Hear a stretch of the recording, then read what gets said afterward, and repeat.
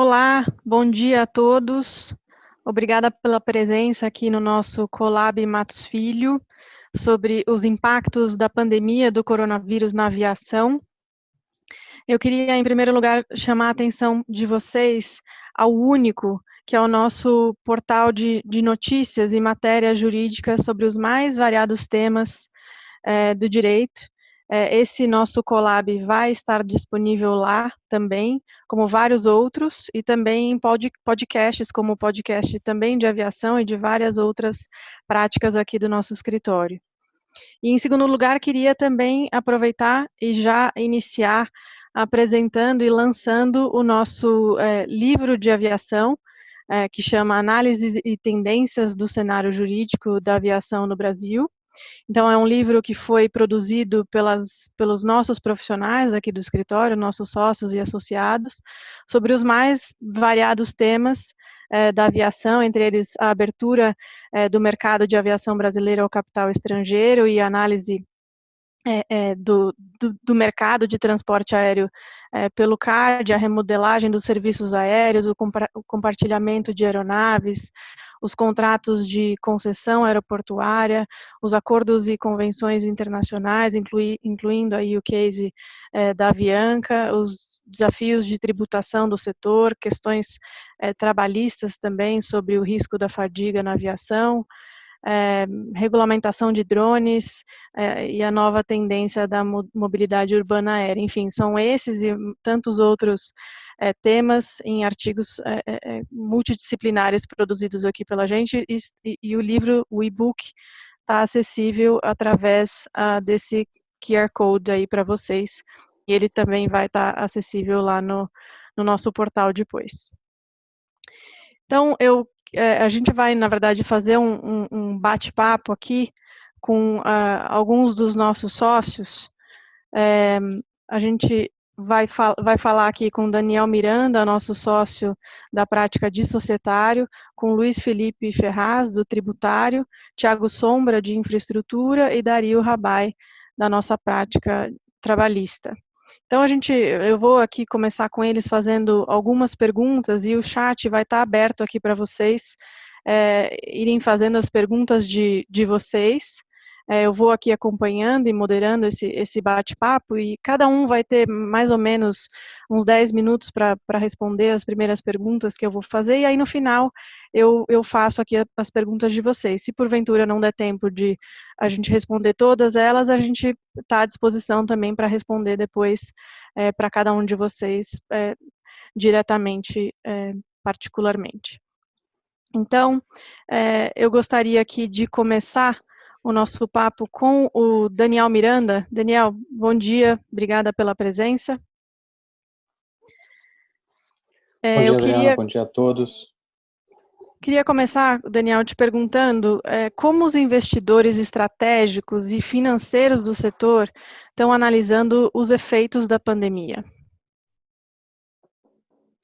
Os efeitos da pandemia para os investidores, bem, bom dia a todos, bom dia participantes, bom dia, Adriana. Os efeitos da pandemia para os investidores estão em grande parte incertos, né? E o resultado disso é duplo. O primeiro resultado é que ninguém sabe como avaliar os ativos do setor. Ninguém sabe como avaliar as ações, ninguém sabe como avaliar as dívidas da companhia. As companhias do setor tiveram perdas de 65% a 70% do valor das suas ações desde o início do ano. As notes de emissores brasileiros como a Gol perderam 50% do valor. Isso tudo se reflete uma incerteza sobre o futuro dessas companhias, né? Sobre a capacidade delas de operar no curto prazo e qual a geração de valor que elas terão no futuro. Esse encolhimento do valor das companhias vai também refletir numa outra incerteza, que é saber como vai ser alocada essa perda. Quem vai sofrer mais ou menos com essa interrupção de atividade, que implica necessariamente em perdas de valor.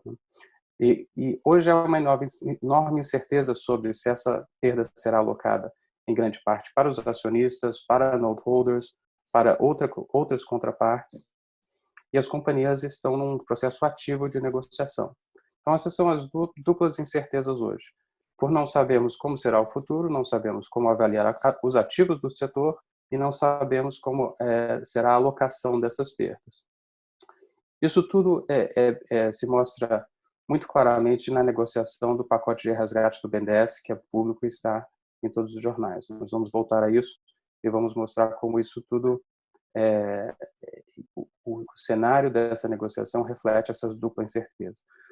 Mas, dando um passo atrás, como chegamos aqui? Por que esta situação? Todos sabemos que a demanda por serviços de transporte aéreo desapareceu, evaporou, né? Voar tornou-se não apenas perigoso, como tornou-se, em parte, ilegal. Alguns voos foram proibidos. E mesmo quando não é ilegal, há uma percepção de que pode ser arriscado ou pode ser um comportamento até antissocial. Com o colapso da demanda, as companhias reagiram reduzindo drasticamente a oferta. Nós estamos falando de reduções de 95% da oferta das companhias aéreas, quer você meça isso como ASK, que é uma das métricas do setor, que é o Available Seat Kilometers, ou como número de voos, de todas as formas, a queda de oferta é de 90% a 95%. E aqui vale lembrar a estrutura de custo de uma companhia aérea, né? O custo de cada voo de uma companhia aérea é o mesmo, ou quase o mesmo, quer o voo esteja cheio ou vazio. Porque o custo é o custo da aeronave, é o custo do combustível, é o custo dos empregados que estão ali alocados, e tem outros custos fixos da operação que são diluídos em cada voo. Então, para uma companhia, voar um voo vazio é uma perda muito significativa de dinheiro. Mesmo em bons tempos, uma companhia aérea só ganha dinheiro quando vende pelo menos 70%, é o break-even load factor da companhia que determina isso, mas em geral são 65%, 70% dos assentos precisam ser vendidos antes que aquele voo específico passe a ser lucrativo. Então disparou-se uma corrida para estancar perdas, e você vê isso em todas as companhias aéreas no mundo. Em geral, os reguladores cooperaram, e foi certamente assim no Brasil. No Brasil foi negociada uma cobertura mínima da malha aérea para não haver falha na capacidade de transporte, mas em geral reduziu-se a oferta em 95% sobre qualquer métrica. Além de reduzir a oferta, as companhias tentaram reduzir suas despesas e seu consumo de caixa de várias outras formas. Renegociaram com arrendadores, fizeram a suspensão de jornada e redução da folha de pagamento em tudo que puderam fazer, e continuam tomando medidas para diminuir aquilo que é essencialmente o cash burn, né? O ritmo de queima de caixa da companhia dia a dia, porque essas companhias estão essencialmente tendo perdas dia a dia, né? O reflexo disso, as companhias perderam 60% a 70% do seu valor de mercado.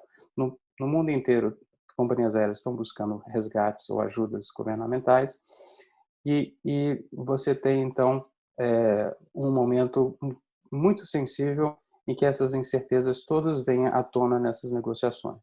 Então, as incertezas são incertezas sobre o cronograma de retomada, se as companhias vão poder voltar e como, se os voos vão ter que partir com 50% da sua capacidade em operação, ou seja, talvez um a cada 2 assentos precise ficar vazio.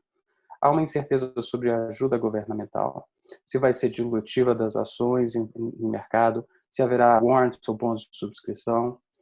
Há uma incerteza sobre o câmbio e o combustível, dois fatores importantes para o desempenho de uma companhia aérea. E há uma incerteza sobre o cenário internacional. Hoje o que ocorre é que os investidores olham para as companhias aéreas e olham primeiro para a sua liquidez, ou seja, se eles têm caixa para sobreviver, sua alavancagem, se a dívida é excessiva em relação ao seu caixa, o seu ritmo de queima de caixa, o seu ritmo de despesas e a capacidade que elas têm essencialmente de gerar novos recursos, né, se financiando contra ativos disponíveis, sejam quais forem, aeronaves, ativos regulatórios onde eles existem. Tudo isso demonstra essa incerteza sobre valores, o valor das ações e os valores dos ativos. O que vai acontecer mais provavelmente? O mais provável é que os investidores tentem usar esse momento para se proteger, mas evitem realizar perdas na máxima medida possível. Você vê que a Azul, em abril, negou que há planos de renegociar suas notes. Você vê que não há uma disposição das companhias de aceitar qualquer pacote de resgate do BNDES, mas ao mesmo tempo você vê elas anunciando negociações com seus arrendadores, com seus financiadores para tentar obter uma folga de caixa. Essas negociações serão feitas, digamos, no varejo até o momento que houver maior visibilidade. E voltamos, como falamos no início, ao resgate do BNDES. O resgate do BNDES é sintomático da situação. O BNDES disse que queria uma solução de mercado, disse o presidente do BNDES que o BNDES busca uma remuneração para suas contas, que não fará uma operação subsidiada e que não é um bailout, não é um resgate. Mas há uma dificuldade de precificar, especialmente os bons de subscrição, que representam a diluição dos acionistas. Outra dificuldade que está aqui, que se põe aqui, é dada pela estratégia das companhias. As companhias hoje precisam usar esse resgate, esse aporte do BNDES para obter concessões de todos os seus outros operadores. E isso também explica uma demora no fechamento dessa operação com o BNDES.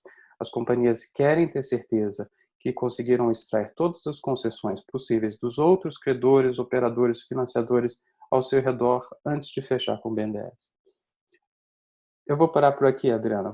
Vamos em frente e cobriremos o resto desse panorama para os investidores. Eu já vou te fazer, então, uma segunda pergunta, Daniel. Qual foi o efeito da pandemia sobre a abertura do setor aéreo ao capital estrangeiro confirmada no primeiro semestre do ano passado e o que deve ocorrer com a normalização das atividades no setor? Bem, até o início do ano, a expectativa era de uma consolidação internacional das companhias aéreas. E no início de 2019, foi aberto o setor para investimento internacional e começou a haver uma movimentação, especialmente das chamadas Big Four americanas, American, United, Delta e Southwest, para buscar parceiros no Brasil. Nós vimos que a Delta trocou de parceiro no Brasil, deixando a Gol e se juntando à LATAM, a Azul em negociações com a United, a Avianca tendo essencialmente cessado suas operações, criou um novo espaço também para novas discussões. Então havia uma expectativa de uma retomada de interesse das internacionais para o Brasil e uma maior flexibilidade de negociações. Curiosamente, talvez ironicamente, a mesma dificuldade de precificar ativos que existe hoje existia naquele momento também, mas era uma incerteza positiva, porque as companhias aéreas brasileiras achavam que elas valiam mais do que talvez o mercado refletisse. Mas numa perspectiva otimista de retomada de crescimento, que tem um efeito sobre o crescimento e lucratividade do setor, que é alavancado em relação a outros setores. Hoje, a situação é inversa. Dependendo do cenário para o futuro, você pode ver as americanas muito limitadas na capacidade de liderar essa consolidação. O pacote de ajuda às aéreas americanas é condicionada por várias preocupações políticas. Esse dinheiro, se fosse usado para uma aquisição internacional, geraria um problema muito sério para essas companhias. Portanto, é muito provável que você tenha um rearranjo e uma mudança desse protagonismo e, certamente, um adiamento de qualquer consolidação internacional nesse setor. Obrigada, Daniel. Eu vou passar agora para o Luiz Felipe para perguntar um pouco aí do cenário tributário nesse momento. Luiz Felipe, bom dia. Obrigada também pela sua participação.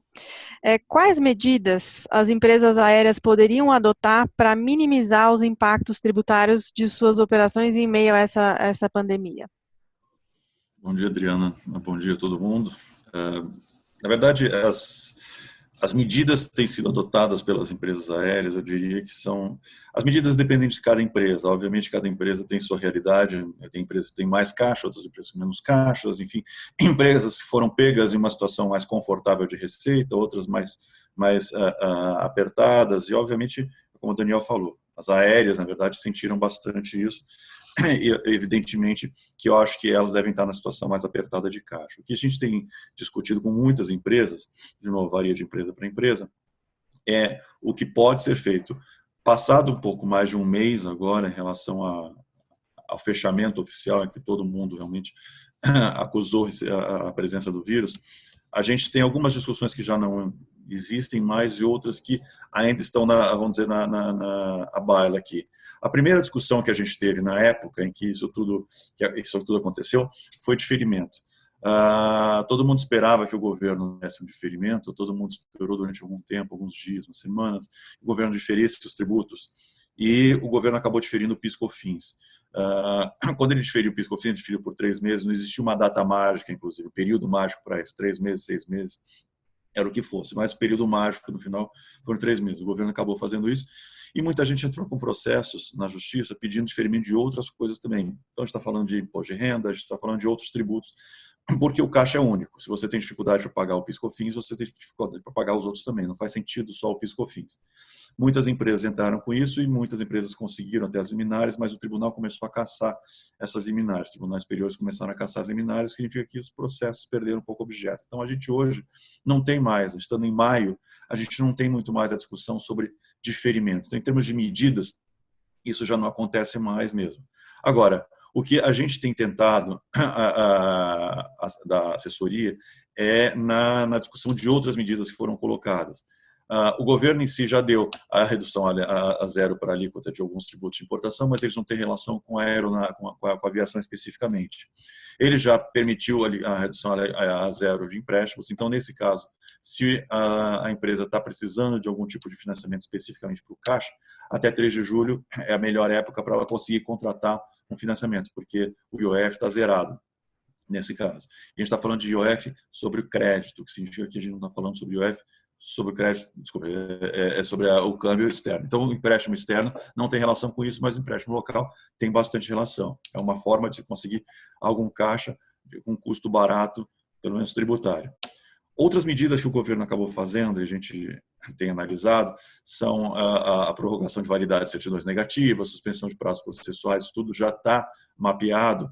Outras coisas que o governo não deu são aquelas coisas que as empresas poderiam fazer. E o que as empresas poderiam fazer está tudo na seara judicial, ou seja, nada do que a empresa faça, como a gente está vivendo uma situação muito fora da curva, tudo que ela faça, na verdade, vai ter que ser feito via judicial. E é isso que a gente tem aconselhado todos os nossos clientes, inclusive as aéreas nesse caso.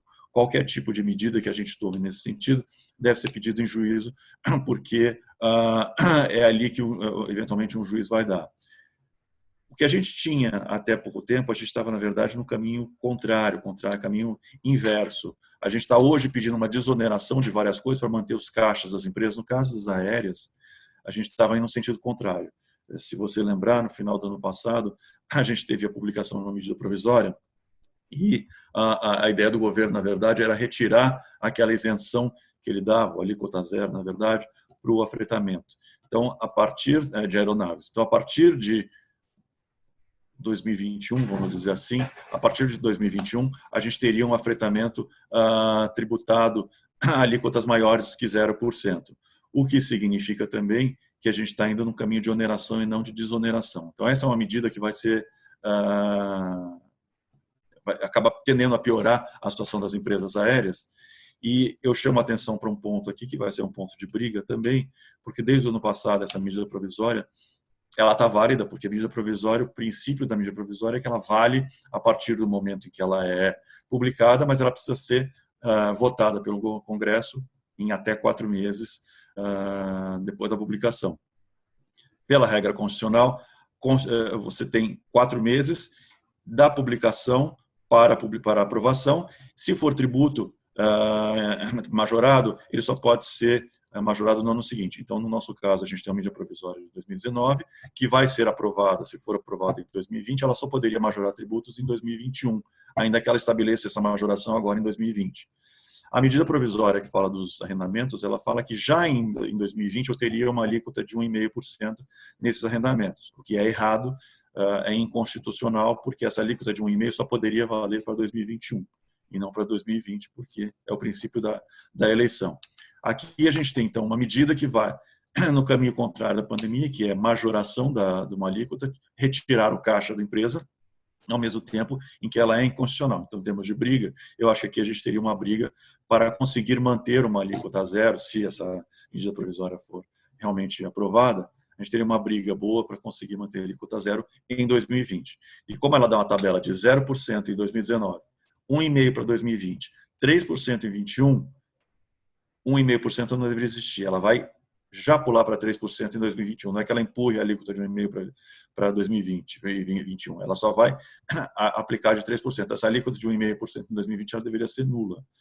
Não acho que exista uma briga hoje que a gente possa fazer em relação a esse assunto, porque, de novo, a gente não tem uma medida provisória aprovada e, ao mesmo tempo, o governo não está falando nada. Eu não sei se, na época em que ela for aprovada, essa alíquota já vai ser ajustada para zero em 2020 ou se eles vão manter. Se eles mantiverem, a gente tem uma boa base para a briga. Mas, de novo, eu não acho que a briga vai ser especificamente judicial, porque, eventualmente, você consegue esperar uma autuação. Especificamente no caso dessa remessa, no entanto, como a gente vai passar pelo banco e o banco pode tentar impor 1,5%, porque o banco não vai comprar uma briga de uma aérea, se está escrito na lei, ele vai impor 1,5%, aí sim, talvez a gente tenha uma medida que a gente tem que entrar judicialmente para conseguir uma garantia de que isso vai ser reduzido a zero. Então, em termos de medidas, eu acho que talvez a mais, vamos dizer, a mais urgente vai ser essa, mas não necessariamente para melhorar o caixa, mas para impedir que o caixa piore em relação ao que já foi criado. E ela não tem relação especificamente com a pandemia, porque a relação já existia antes. Em relação à pandemia, naturalmente a gente vai ter que ver cada caso para saber o que pode ser feito para melhorar o caixa. Lembrando que algumas, como eu falei, algumas discussões já foram embora, como é a questão do diferimento, que era a mais urgente de todas mesmo. E você entende, Luiz Felipe, que o levantamento de depósitos judiciais ou a sua substituição por outras medidas de garantia também podem ser agora uma alternativa? Elas são uma alternativa, é uma alternativa que vale, de novo, para todas as empresas, não vale especificamente só para as aéreas, mas as aéreas demandam mais, obviamente, pela questão de caixa. O que a gente tem visto? A gente tem aconselhado, sim, o levantamento de depósitos judiciais, a troca por garantias bancárias. A única coisa nesse caso é que a gente tem considerado esse tipo de abordagem caso a caso, porque existem casos em que, por mais que você melhore o caixa, você pode enfraquecer o processo. Eu dou um exemplo, por exemplo, nesse caso. A gente tem um caso de um cliente nosso que depositou judicialmente uma discussão dele sobre o ágio.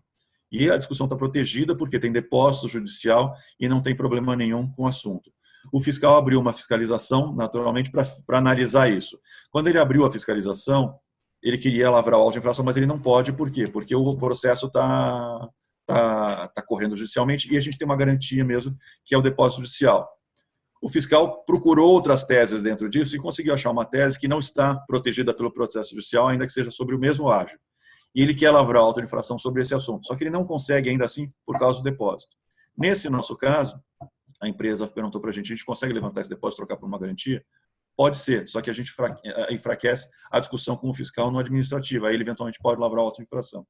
E aí, voltando na nossa discussão, caso a caso que a gente tem que analisar isso. Porque, em princípio, se você consegue levantar o caixa e conseguir manter um caixa melhor na empresa, geralmente os depósitos são de valores relevantes, realmente isso ajuda. Por outro lado, você também não pode enfraquecer a discussão que você tenha no judiciário ou, eventualmente, uma discussão paralela que venha no administrativo. Então, ainda que a gente defenda, sim, isso é caso a caso. E mesmo assim também vai depender de cada juiz. Tem juiz que tem aceitado o levantamento, tem juiz que não tem aceitado isso e tem mantido os depósitos. Então, não é só uma decisão da empresa, é uma decisão também que vai passar pelo juiz. Excelente, Felipe. Obrigada. Queria passar agora para o Thiago Sombra. Bom dia, Thiago. como a pandemia tem impactado aí os contratos de concessão aeroportuária? Eu sei que a gente tem bastante para discutir aí nesse tema também. Bom dia, Adriana. Bom dia a todos. Primeiro agradecer, dizer que é uma satisfação a gente falar de um assunto que também, assim como as empresas aéreas, têm sido impactados substancialmente, né? A gente tem algumas medidas em curso em relação às concessões aeroportuárias. Houve a edição de uma medida provisória específica, a medida provisória 925, postergando aqui o pagamento das outorgas até 18 de dezembro de 2020, que para alguns já pode ser considerado um dos fatores de relevante, quase que uma antecipação de uma perspectiva de reequilíbrio econômico financeiro futuro, né? Mas uma das preocupações que existe hoje é essencialmente a caracterização da pandemia como uma condição de caso fortuito força maior. Há uma discussão muito grande porque a própria medida provisória não menciona isso, nem precisaria, porque no fim das contas é notório que houve uma queda da curva de demanda em comparação com a manutenção dos custos das concessões aeroportuárias, no custo de uma concessão aeroportuária. E essas discussões de reequilíbrio elas acabam acontecendo num momento relativamente crítico, né? O Ministério, a ANAC, ela estabeleceu como prazo até outubro e dezembro para o início das discussões de reequilíbrio econômico-financeiro. Isso significa que boa parte das concessionárias elas precisariam fazer uma apuração de caixa até meados de agosto, setembro, para iniciar esse procedimento. Na semana passada, numa conversa com os procuradores gerais de ANAC e ANTT, foi aventada a possibilidade de que o reequilíbrio acontecesse em etapas, por fatias especificamente, para que as empresas pudessem ir apurando os prejuízos que fossem ocorrendo ao longo do período. O fato é que nós não acreditamos aqui que o reequilíbrio vai acontecer numa única etapa, num único momento, né? A gente vai ter um momento inicial, que é a primeira constatação do fator de reequilíbrio, que decorre propriamente das restrições de circulação. Esse vai ser o impacto mais imediato nas concessões aeroportuárias. E fatalmente, essa vai ser a primeira premissa base dos estudos de reequilíbrio. Mas há também uma segunda, muito relevante, que diz respeito aos impactos secundários, ou seja, o comportamento das pessoas em relação à curva de demanda, que fatalmente vai diminuir mesmo após o término da quarentena ou da revogação dos decretos de calamidade pública. Essa é uma preocupação significativa, porque essa segunda etapa, esse impacto secundário, ele ainda não é passível de mensuração de uma forma muito clara. Então, é importante que, inclusive, que não só a ANAC, mas também o poder concedente em outras situações, compreendam que esse reequilíbrio deveria se dar em duas etapas, uma vinculada à restrição de circulação, mas que também se deveria considerar os impactos secundários, que é fruto do comportamento das pessoas e a redução da curva de demanda associada ao aumento de custos, como, por exemplo, a necessidade de aquisição de equipamentos que boa parte dessas concessionárias aeroportuárias e das empresas aéreas terão que adquirir, como EPIs, máscaras, medidores de temperatura, enfim, custos que não estavam embutidos originariamente no valor das outorgas fixa e variável. Uma segunda preocupação, Adriana, ainda no que diz respeito ao impacto, se refere ao fato de que a medida provisória ela menciona a possibilidade de rediscussão da outorga fixa e postergação da outorga fixa, mas ela nada fala sobre a contribuição mensal, né, que envolve um valor expressivo, que é de cerca de 5% da receita bruta das concessionárias. E se nós olharmos para a realidade que o Daniel mencionou no início, de que houve uma queda significativa dos voos em todo o mundo, a redução da receita bruta das concessionárias também é algo evidente. Nós temos um caso de concessionárias no Brasil hoje que tiveram cerca de 97% da sua operação reduzida. Isso impacta significativamente na concessão aeroportuária, porque se ela também não tem receita bruta, esse percentual mensal da contribuição variável vai ficar substancialmente afetado também. Então, eu diria que essa é uma segunda preocupação que não foi coberta nem pela medida provisória 925, nem pelos pareceres que a Advocacia Geral da União endereçou recentemente relativos ao reequilíbrio econômico-financeiro. Vou aproveitar então o teu gancho, Thiago, e te perguntar como é que você avalia essa posição da Advocacia Geral da União sobre os pedidos de reequilíbrio econômico-financeiro.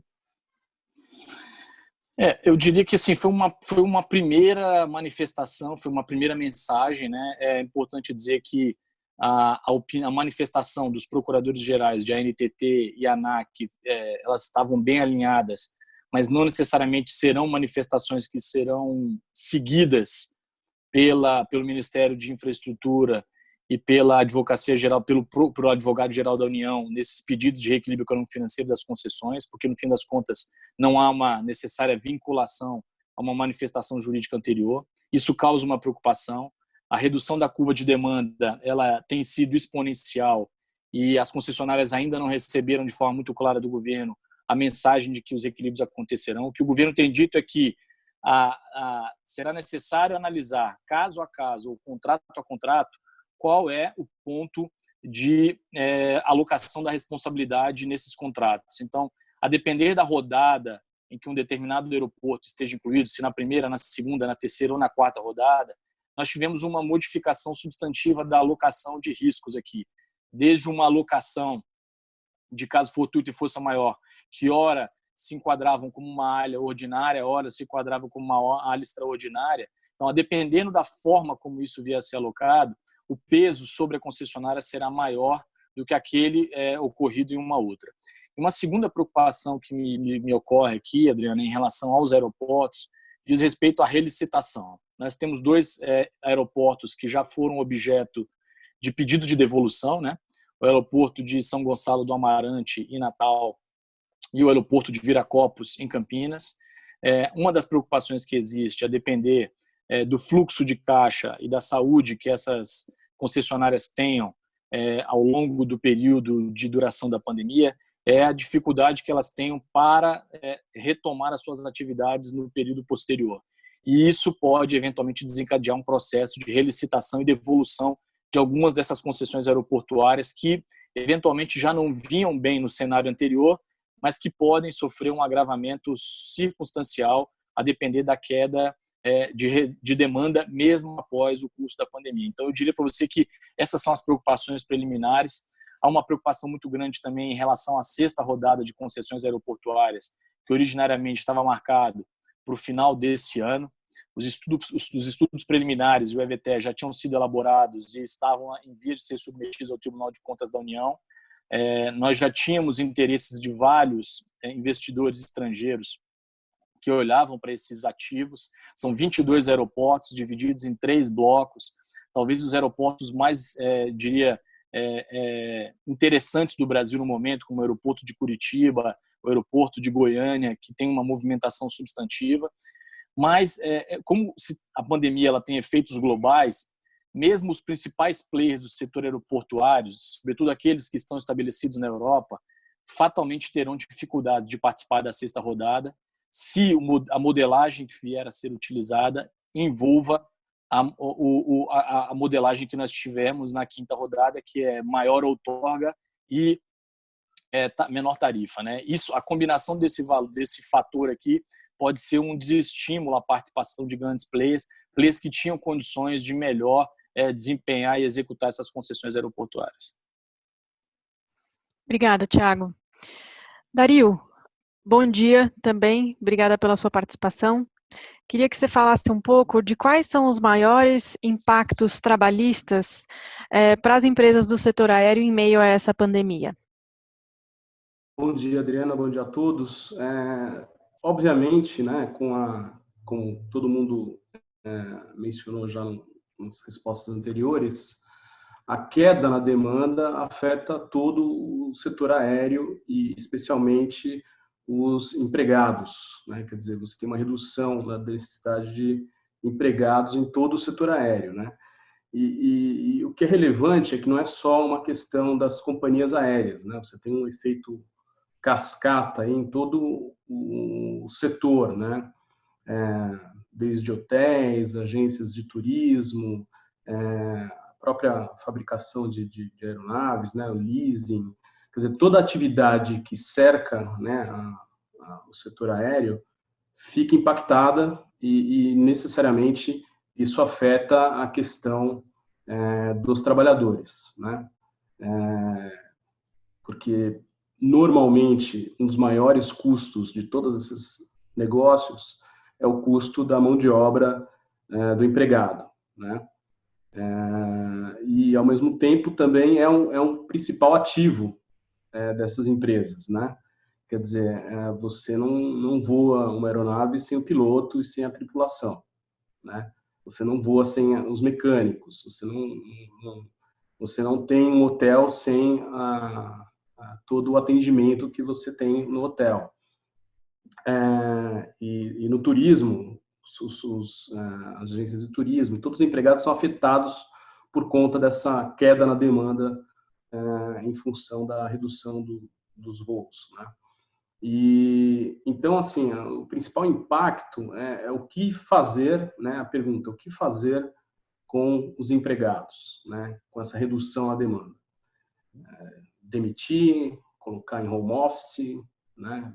Dar férias, né? Então, tem uma série de questões que você tem que avaliar, tentando estimar por quanto tempo isso vai acontecer, né? Essa situação vai permanecer e quanto tempo isso vai demorar para ser retomado, né? Porque também o impacto de você simplesmente reduzir a sua mão de obra pode ser um custo que você está só passando para frente para você recontratar, treinar novamente, né? E eventualmente perder pessoas importantes. Então, os principais impactos aí que você tem em razão dessa pandemia tem a ver com a decisão de como lidar com os seus empregados, né?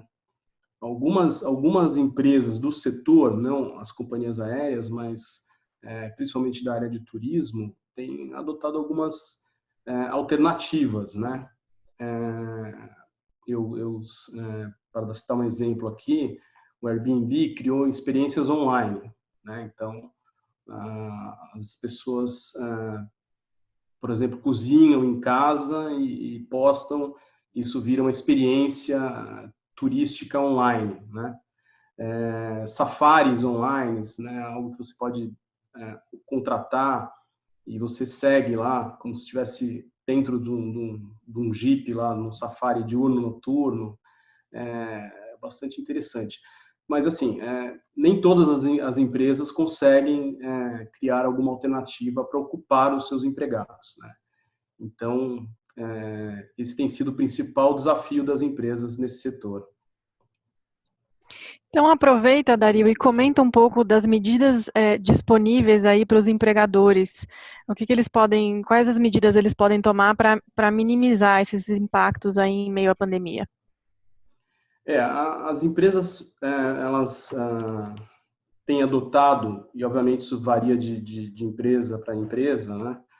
Tem adotado diversas soluções para o que fazer com os empregados, né? Num primeiro momento, né, a primeira onda que teve aí foi simplesmente você colocar as pessoas no regime de home office, que a gente chama de teletrabalho, né? Por meio da medida provisória 927.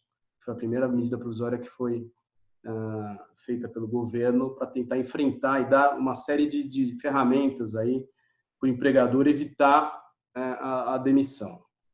Então, um primeiro momento, as empresas colocaram os empregados em home office de uma forma mais simplificada do que o que estava previsto na lei, e também a aplicação, uma ampliação no uso do banco de horas, né? Então, se você tinha ali um banco de horas em que você teria que dar folga para as pessoas, né?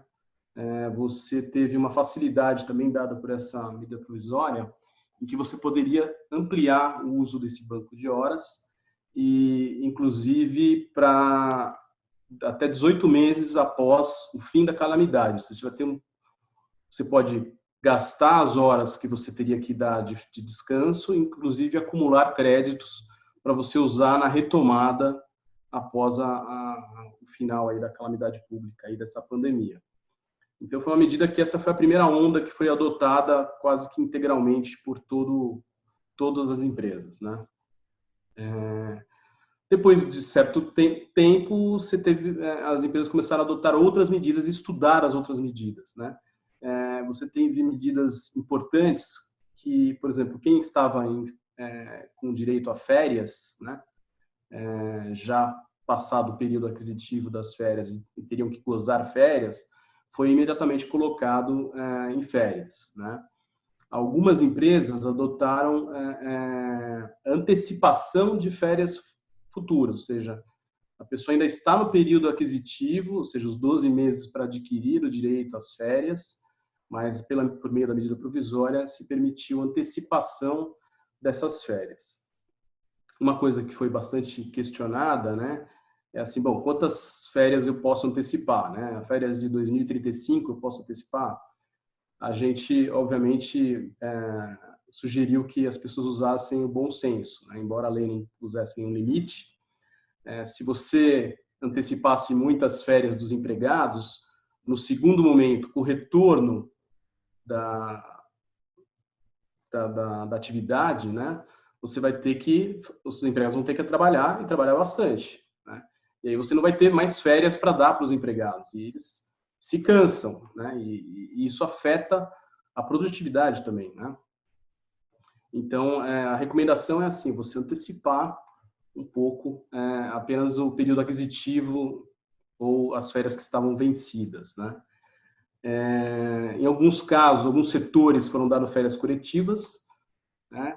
E a lei e a medida provisória também falava em antecipação de feriados, né? Como forma de você aproveitar melhor esse tempo ocioso dos empregados, né? Passado essa fase de férias, né? E antecipação de férias, veio uma terceira onda, que é a discussão sobre redução de jornada e salários, né? Ou, eventualmente, a suspensão dos empregados, né? E essa é a onda que atualmente a gente está vivendo, né? Você tem várias empresas que adotaram, negociaram a redução da jornada de 25%, 30%. Coletivamente você pode variar esse percentual. E se aproveitando também do benefício emergencial que o governo está pagando, né? Então, para os salários mais baixos, o impacto tem sido menor, né? Porque você, com a ajuda do benefício do governo, embora tenha uma redução proporcional do salário, você tem uma complementação que a própria empresa pode dar e que não tem os reflexos trabalhistas e de previdenciários sobre esse valor. Então, algumas empresas estão misturando as duas situações, ou seja, a redução de salário e jornada e a suspensão de empregados. Algumas empresas já estão adotando simplesmente a suspensão dos empregados, que é a situação que o empregado não pode trabalhar e ele recebe a ajuda do governo e, eventualmente, uma ajuda do empregador também. O positivo dessa medida provisória, que essa é a 936, é a instituição também de uma garantia de emprego para esses empregados. Quer dizer, se você implementar, por exemplo, a redução da jornada por 90 dias, você tem que dar, além de não demitir esse empregado durante esses 90 dias, tem que dar mais 90 dias de garantia de emprego, né?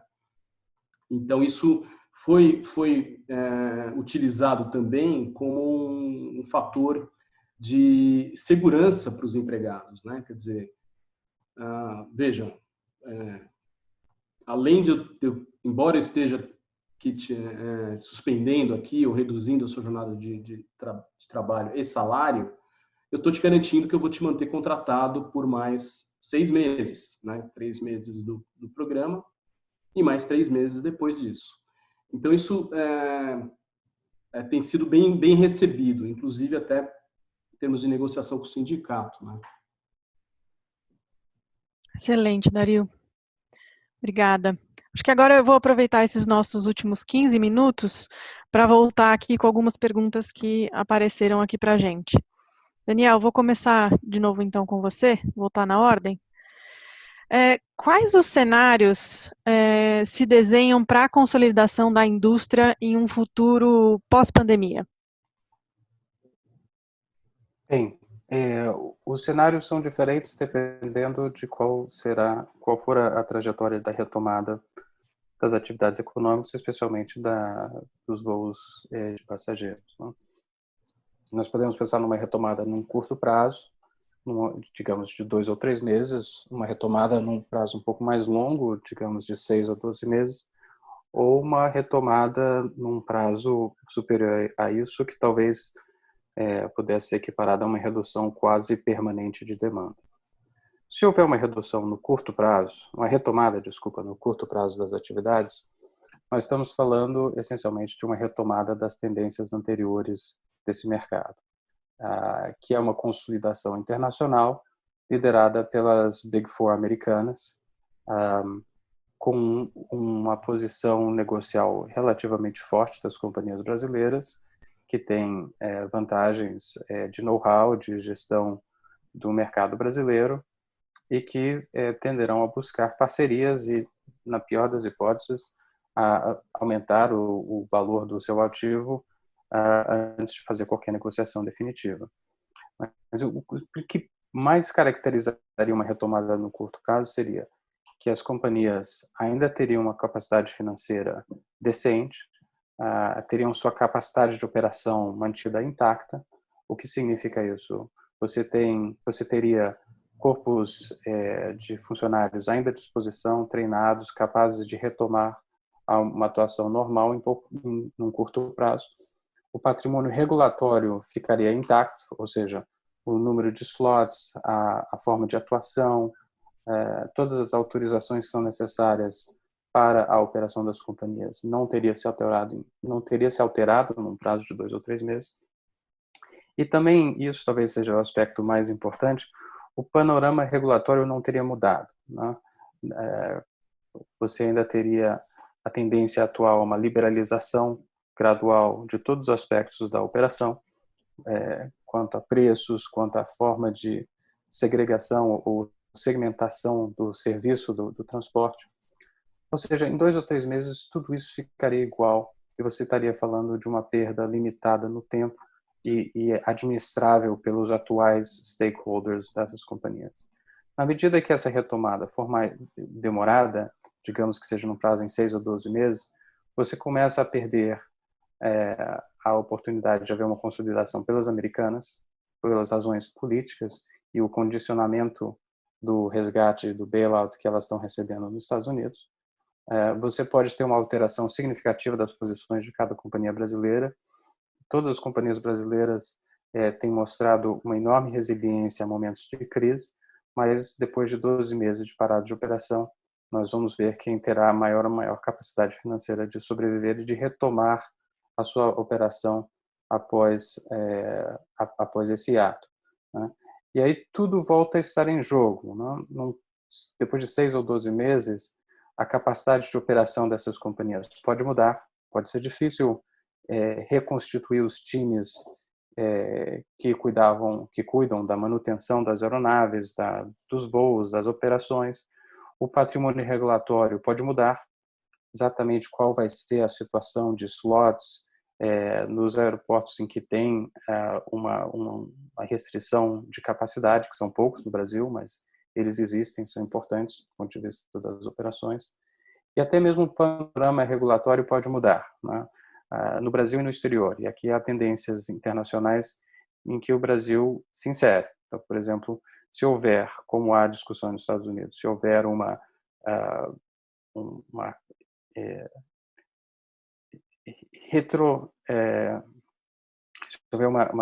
regressão, vamos chamar assim, nessa tendência à liberalização do setor, com normas sobre que tipos de serviços podem ser cobrados à parte, quais tipos de categorias de serviços podem ser criadas, quem pode cobrar por malas, por serviços outros, pela marcação de assentos.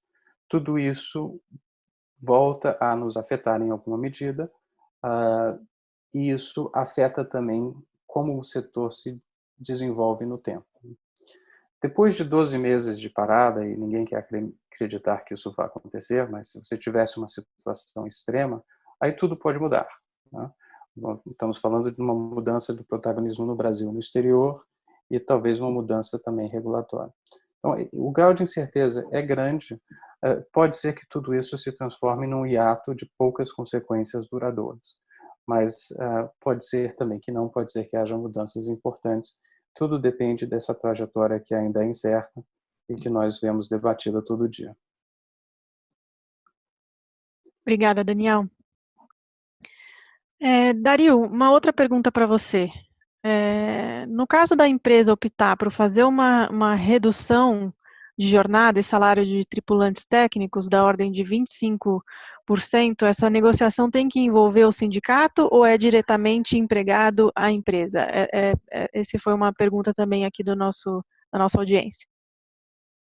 Legal, Adriana. Acho que o primeiro passo aí é você olhar para ver se a empresa já não fez nenhum tipo de negociação coletiva sobre o assunto, né? Mas ainda que tenha sido feito, você tem que seguir essa negociação coletiva. Há algumas restrições para você fazer a negociação individual, né? Teoricamente, com base na medida provisória 936, você pode fazer a negociação individual. A gente tem recomendado que seja feita a negociação coletiva, né? Você tem mais flexibilidade, mas a individual pode ser feita na ordem de 25%. Aí você tem os percentuais fixos para negociação por meio individual, 25%, 50% ou 70%. E tem alguns níveis de salário em que você pode fazer a negociação individual. Então, se você estiver tratando de salários até R$ 3.135, você pode fazer a negociação individual, ou acima de R$ 12.202 e com diploma de nível superior, que são os hipersuficientes. Fora isso, quer dizer, nesse valor do meio, né, entre 3.135 e 12.202, você deveria seguir com uma negociação coletiva, né? Então, é possível fazer a negociação individual, você tem que notificar o sindicato que você está fazendo essa negociação individual, de acordo com a decisão que foi dada pelo STF, mas a nossa recomendação e o que tem sido feito, em geral, é a negociação coletiva, porque aí você consegue abranger toda a faixa aí de salários. E Dario, como você acha que vai ser essa negociação coletiva dos aeronautas e aeroviários na próxima data base, aí de 1º de dezembro? O que a gente tem sugerido é que essa discussão seja antecipada ao máximo, né? Quer dizer, você não espere chegar ao final da data base, né, para você começar a negociar. Algumas empresas, algumas áreas são mais cautelosas e iniciam essa negociação com mais antecedência, e eu acho que nesse caso do setor aéreo é mais importante ainda, né? Quer dizer, você tem um nível de insegurança muito grande de quando isso vai se retomar e como vai ser retomado. Então é importante que você já comece a buscar a negociação em meados de setembro, para não esperar o fim da data base aí, que é o final de novembro, começo de dezembro, né? Ok. Luiz Felipe, mais uma aqui para você. Considerando eventuais atrasos no pagamento de tributos e cumprimento de obrigações acessórias decorrentes da pandemia, seria possível arguir hipótese de excludente de responsabilidade tributária? Essa é uma discussão que foi um pouco naquela linha do que eu falei sobre o diferimento, né? Porque quando a gente começou realmente a quarentena, a gente teve aquela sistemática de pedido de diferimento. E essa excludente de responsabilidade veio um pouco nessa linha. É uma tese, é uma argumentação que existe com base numa jurisprudência do STJ, especificamente num caso de importação. Então ela foi realmente válida, foi criada para o imposto de importação de produtos que acabaram sendo furtados. Então, como você não tem uma relação entre a causa e o efeito, ou seja, você não deu margem ao furto, você não deveria pagar o tributo sobre isso. O que eles chamam mais ou menos o caso fortuito, que é o que se aplicaria agora, o fato do príncipe, e você não ter responsabilidade sobre essa pandemia que vai te gerar toda a incapacidade de pagar os tributos. É uma tese que foi criada com base nesse julgamento do STJ. A gente tem até argumentado em alguns casos, não é essa tese que tem movido processos, mas ela tem sido usada como argumento em alguns processos que tem feito pedido. Sinceramente, eu não acho que isso vai ser aprovado ou vai ser adotado pelos tribunais, não acho que isso vai colar dentro dos tribunais, porque é uma coisa muito específica para um caso. A própria Receita, na época, ela criou um ato declaratório dizendo que isso não é excludente de responsabilidade, ou seja, a Receita Federal já tem sua posição, e é natural que ela tenha mesmo sobre isso, mas eu acho que isso é uma discussão que seria levada para os tribunais. Eu acho que, vamos dizer, há argumentos, acho a tese até boa, teoricamente, mas eu acho difícil que ela prevaleça nos tribunais pela amplitude que ela vai ter. Ela nasceu focada no imposto de importação, mas ela teria uma amplitude para todos os tributos. Acho que aí a questão vai ser um pouco mais complicada. Ok. Eu tenho agora uma para o Tiago. Como você acredita que o cenário atual impactará na sexta rodada de concessões aeroportuárias previstas agora para acontecer ainda no final desse ano? É uma boa pergunta, né? A gente tem ouvido do secretário nacional de Aviação Civil, Ronei, que os estudos preliminares e a rodada está mantida com o cronograma originário que havia sido programado desde o início do ano. O fato é que esses estudos preliminares do EVT ainda não foram submetidos ao TCU, de modo que não houve uma aprovação nem definição de data para o leilão. Aliás, essa é uma segunda dificuldade, né? Imaginar como que um leilão aconteceria numa circunstância como essa, à medida que a nossa experiência sempre foi a de leilões presenciais, com participação de todos os players, com etapas que provavelmente terão que migrar aqui para um formato digital. Então, há uma dificuldade especial em si levar esse leilão da sexta rodada com base nas mesmas premissas dos estudos preliminares, porque a curva de demanda fatalmente diminuirá e a capacidade desses investidores ou dos interessados no leilão em realizar investimentos ou em pagar outorga fixa num valor tão alto quanto foi o do leilão da quinta rodada, com um ágio substancialmente alto, se nós compararmos com todos os leilões anteriores, ela vai diminuir substancialmente. Os principais atores da quinta rodada eram todas empresas estrangeiras estabelecidas em países que igualmente sofreram aqui com os impactos da pandemia nos aeroportos que operam. Então, eu diria que, por mais que esses operadores europeus estejam um pouco adiante do Brasil, em virtude de já terem sofrido os efeitos da pandemia com 1 ou 3 semanas para trás do que está acontecendo hoje no Brasil, ainda assim o fluxo de caixa deles não vai ter sido recuperado até a data da designação originária dos leilões. Então, eu acho que é possível que a gente tenha uma redução de competidores, o que seria muito ruim. Talvez a gente passe a ver uma situação diferente, que é o BNDES tendo que ter uma participação maior nos investimentos e na alavancagem aqui, sobretudo de quem eventualmente ganhar. Então, o financiamento público ele vai passar a ser muito relevante, sobretudo se decidir manter a modelagem de maior valor de outorga fixa combinado com outorga variável. Então, assim, eu diria que hoje, Adriana, a gente tem pouca clareza sobre a manutenção do cronograma, mas o fato é que o secretário nacional de Aviação Civil e o ministro de Infraestrutura têm dito que o cronograma originário da sexta rodada, com os 22 aeroportos organizados em 3 blocos, está mantido para esse ano, né? Se os estudos e as premissas serão revistos para fim de melhor mensurar valor de outorga fixa e valor de outorga variável, acontecerão antes mesmo de aprovação do TCU, isso é um fato também que a gente ainda não tem clareza. Nós vamos precisar acompanhar nas próximas semanas um pouco da posição da ANAC, do Ministério da Infraestrutura e do Tribunal de Contas da União.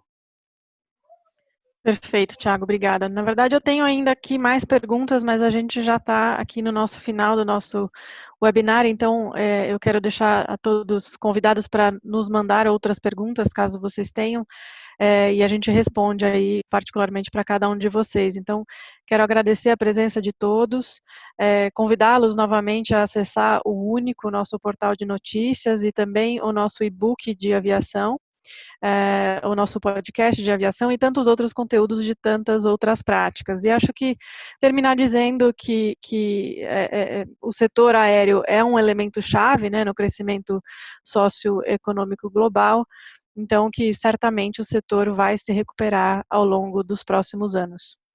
Obrigada a todos.